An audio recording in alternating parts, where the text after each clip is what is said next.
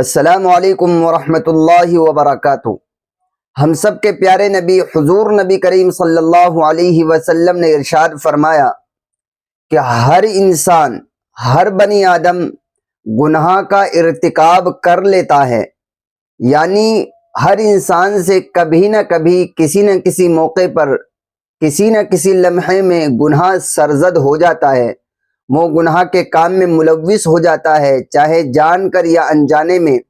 لیکن اللہ کے نبی فرماتے ہیں کہ ہر انسان گناہ کا مرتکب ہو جاتا ہے، ارتکاب کر لیتا ہے،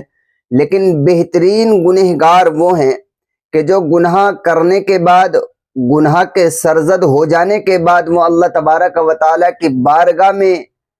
ندامت کے آنسو بہا دے، یعنی توبہ کر لے، اپنے کیے پر شرمندہ ہو جائے،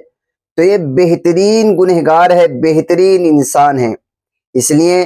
ہم سب گنہگار ہیں،